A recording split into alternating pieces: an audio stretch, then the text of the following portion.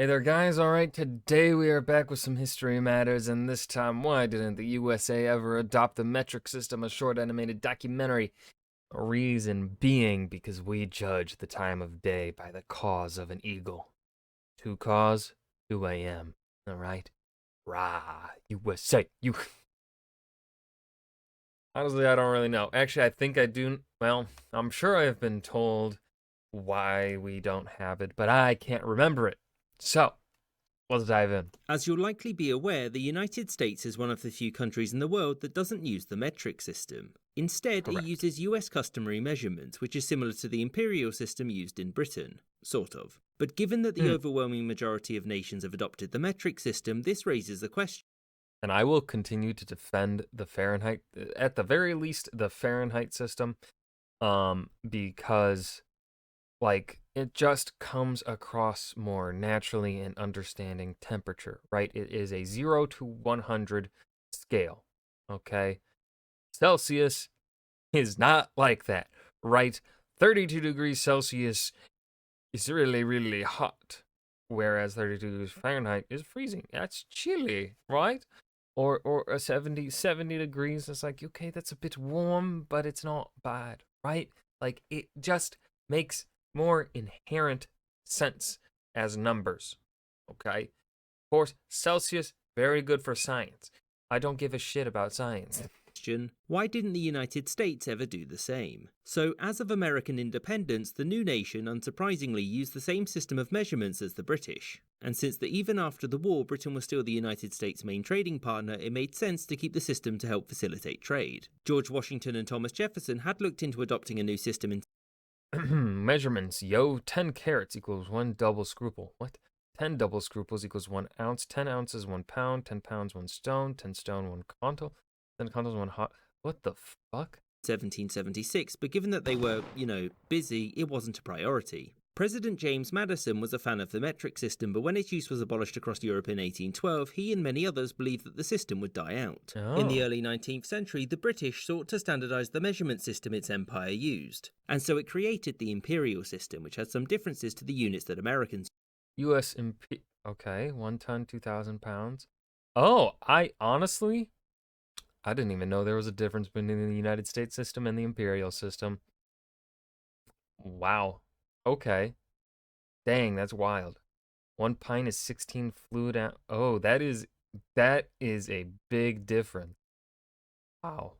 Like, especially in the gallon, 128 fluid ounces in the US, whereas the Imperial has it at 160. Wow. Whoa, okay. used. I didn't know Britain had that. hoped that the United States would adopt the imperial system as well, but the Americans didn't fight and win a war against the British just so they could keep taking orders from them, so no. Wait, As the United States hold on. What did I win a say? war against the British just so they could keep taking orders from them, so P.S. You're dumb. Caca. no. As the United States continued to Ha! grow as a chunk of Eagle. international trade, many of its businesses started to trade with more and more nations. These countries used the metric system, which meant that US businesses were using both. As such, to facilitate this and to lessen trade reliance on Britain, President Andrew Johnson passed the Metric Act, which formalized conversion rates and allowed No, let me read. The metric act 1 meter equal 39.37 inches, 1 centimeter point 0.3937 inches. Work the rest out for yourselves. It's not hard. The government isn't here to hold your hands. Signed, Andy Johnson. businesses to use both. So, did this formal recognition of the metric system change anything? Well, not No. really. As the 20th century approached, American feelings towards the metric system hadn't changed. However, academic and scientific communities pressured successive presidents to adopt the system, but they were denied for three primary New Jersey tabloid, April 16th, 1900. Nerds told no. Pictured, maidenless loser. McKinley rejects metric reform. William Big Bill McKinley has rejected calls by some science-type nerds to embrace the foreign metric system. They believe that changing from the all-American freedom-loving and liberty-protecting U.S. customary measurements to metric. Such calls were immediately dismissed as promoting cannibalism. Seems like a stretch, but where do they use metric? Transylvania. What do they have there? Vampires. What do vampires eat? People juice, which is cannibalism. And if you adopt a system of measurements like places where they think eating people parts is okay, then you're getting scarily like them. Thus, if America does change over to metric, you'll be chewing on grandma before Thanksgiving. More on page 1776. Women may have feelings. A group of researchers and scientists may have discovered something utterly shocking. Women may in fact be able to feel things. These feelings include happiness, pain, remorse, and annoyance at you not listening to them, and perhaps even hope for a life that doesn't involve them doing everything you can't be bothered to do. The women were surveyed during childbirth, one reporting, ow, and another responding, who are you and why are you in here? Are you a doctor? Results will need to be verified by a panel of men, but if true, the ramifications will be ignored. I've never read something so true. Greek palace found no minotaurs yet. Excavation of a newly found palace at Knossos has begun in earnest. The palace is believed to have belonged to the famous Minos, who, according to the legend, had a minotaur which he kept in a maze under the palace. No, we've not found a minotaur, said Sir Arthur Evans. We have discovered a mysterious dark labyrinth, though, and we have sent 500 soldiers down there and none have returned, but that doesn't mean anything. There's also a loud snarling coming from the entrance now. It's getting louder day by day, but it's fine. I found a cool pot yesterday.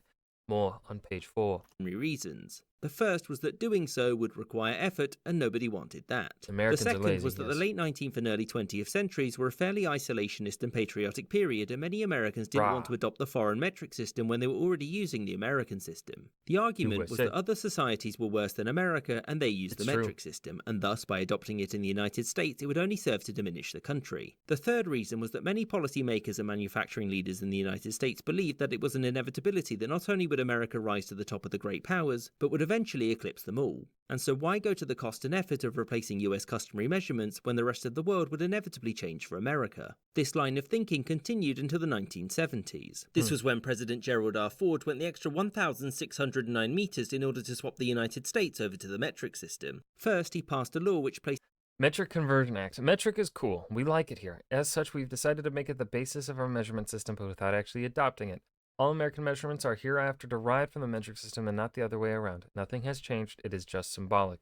We should also create a board of experts to help shift the country towards the metric system. To do this, I shall create one and give it no mandate or authority to actually change anything. It will largely just be a group of self-important know-it-alls that will receive a government paycheck and whine to everyone else and each other about why nothing is working. Signed, a man whose middle name is literally Rudolph. The metric system as America's preferred system. He and Congress also established the Metric Conversion Board, whose purpose was to guide industry in the country into a permanent adoption of the metric system. The problem was that the board couldn't agree on how to adopt the system, and also, nobody listened to it. And when Ronald Reagan took office in 1981, he ended the board, seeing its work as un-American. And thereafter, the attempts to change to the metric system have been unenthusiastic and unsuccessful, meaning that the United States would stay as one of the few countries in the world that didn't use the metric system. Freedom units. 4 freedoms equals 1 Constitution. 12.5 4th of July's equals 1 fighter jet. 1776 Second Amendments equals 1 atom bomb. 9 footballs equals 1 moon landing. 22 bald equals 1 pickup truck. 2 banjos equals 1 Bigfoot. Damn, I grew up thinking it was 3 banjos is a Bigfoot. 2 banjos is shit. What else is American? Don't know. I hope you enjoyed this episode, and a special thanks to my patrons. And that was why the USA never adopted the metric system by History Matters. This was a fantastic video. I loved it. I have nothing else to say here at the end of this video. This was just fun. I hope you guys enjoyed as well. Remember to hit that like button and subscribe for more. And I will see you guys in the next video. Peace.